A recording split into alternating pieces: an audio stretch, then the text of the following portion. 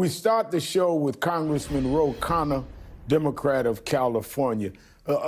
Congressman, I have a lot to talk to you about, but let's start with the memorial services for the late former President Jimmy Carter that just wrapped up minutes ago.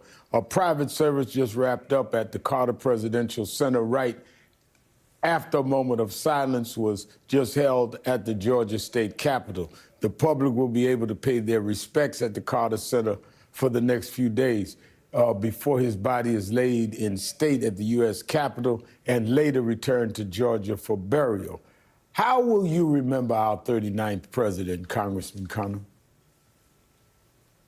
At a time when politics can often seem frivolous, about sensationalism or going viral, President Carter was a true statesman, a person who dedicated his life to public service. I first met the president as an intern. At 19 years old, I was at the Carter Center, and I was drawn to the Carter Center because of the president's commitment, not just to people in the United States, but to understanding developing nations and working on better economic and human rights policies. And I remember with Jason Carter, his grandson, being at a sports bar watching the Olympics, and President Carter coming and talking to each intern and talking about his hope for diplomacy and peace and what our obligation as Americans were to the rest of the world. And then with Barbara Lee, I got to go see him at a preach at a church, and is talking about what it truly means to be a superpower, is to be a voice for peace and human rights. So he was truly one of a kind, and someone who I really look to for inspiration of what public service can be at its best. No doubt about it. I had the same experience in meeting him the few times where I did, that he really gave a presence of a great man. But switching gears to the 119th Congress, officially underway this evening after Mike Johnson's narrow re-election as Speaker yesterday. Republicans have been holding a day-long strategy session today at Fort McNair, trying to come up with a plan for budget reconciliation, which will be a challenge given their slim majority. Now, what are you expecting from this upcoming session? Well, it should be very obvious what they want to do. They want to give tax breaks to the very, very wealthy. They want to give $4 trillion of tax breaks to the very wealthy. What does Hakeem Jeffries want to do? What do House Democrats want to do? We want to make sure that that money is going in the pockets of working class and middle class Americans. We want to help invest in people's health care, in people's education, and Social Security and Medicare. And that's going to be the big contrast. For all of their preaching that they were for the working class and fiscal responsibility, the first thing they want to do is blow a hole in our deficit at $4 trillion of debt to give tax cuts to billionaires and multimillionaires. I have to address the tragedy this week in New Orleans, where a suspect went on a violent rampage on Bourbon Street New Year's morning, killing at least 14 people and injuring dozens more. The incident is being investigated as a terror attack after the suspect was found to have Islamic State sympathies and bomb-making materials.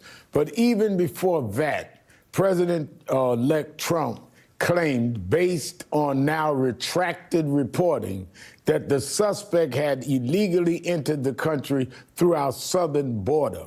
He hasn't corrected himself, even after the suspect was found to be a former U.S. Army soldier from Texas. But he has continued to post about open borders, feeding a spike in radical Islamic terrorism and violent crime. Your thoughts on President-elect Trump's response? Well, first, let me just say that my heart goes out to all of the victims' families. We had a collective moment of silence for the tragedy in the opening of the House. But when you're president or president-elect, your words really matter.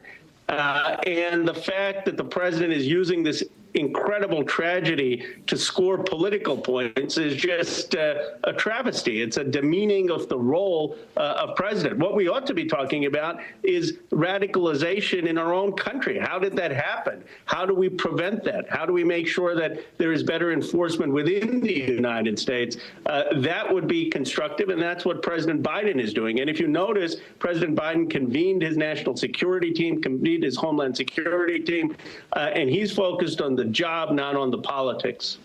Now, You represent Silicon Valley, and a rift appeared last month in the MAGA world when Trump allies Elon Musk and Vivek Ramaswamy both said that America wasn't producing the brain power the tech world needs. Hence, the need for a revised version of the HB1 skilled worker visa program, which the president-elect says he supports to some eye of his supporters. Now, you've said the program needs reform, and you've put forth bipartisan legislation to do that.